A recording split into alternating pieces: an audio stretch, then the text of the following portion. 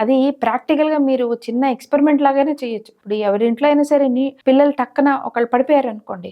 అయ్యయ్యో! అని కంగారు పడిపోయారు. పిల్లలు కూడా కంగారు పడిపోతారు. ఏం పర్లేదు లే అన్నారనుకోండి. వాళ్ళు కూడా లేస్తారు. నవ్వితే నవ్వుతారు. ఎవరైనా పడ్డారని గొల్లుమని పెద్దవాళ్ళు నవ్వేశారనుకోండి. వీళ్ళు కూడా స్కూల్‌లో ఎవడైనా పడితే గొల్లుమని నవ్వేస్తారు. అంటే how should we react yes. అనేది వాళ్ళ పేరెంట్స్ నుంచి నేర్చుకుంటారు. అలాంటి సందర్భాల్లో ఇప్పుడు మీరు అడిగినట్టు అసలు తల్లిదండ్రుల బిహేవియర్ పిల్లల మీద ప్రభావం చూపిస్తుందంటే ఎంత చిన్న విషయం అంటే ఒక అబద్ధం చెప్పటం. ట్రూ. వీళ్ళ ఇంట్లో ఏదైనా ఉందని అనుకుందాం. పక్కనింటి వాళ్ళు ఎవరో వచ్చి ఏదైనా అడిగారు. ఏవండి ఇప్పుడు మీరు వస్తారా? లేదా నేను ఇలా వెళ్తున్నా మీరు కూడా వస్తుంటే, అబ్బే లేదండి ఇప్పుడు మా ఇంటికి ఎవరో చుట్టాలు వచ్చేవాళ్ళు ఉన్నారు అని పిల్లాడి ముందు ఊరికే అబద్ధం చెప్పారని అనుకుందాం. తర్వాత అడిగిన వాళ్ళు వెళ్ళిపోతారు. కానీ వీళ్ళ ఇంటికి ఏమ్మా మన ఇంటికి చుట్టాలు వస్తారా అంటే, ఏం లేదురా ఇప్పుడు నాకు వెళ్ళటం ఇష్టం లేదు అందుకని అలా చెప్పాను అన్నారంటే, మీరు చక్కగా కూర్చోబెట్టి మీ పిల్లలకు నేర్పిస్తున్నట్టు అబద్ధం చెప్పమని. యెస్.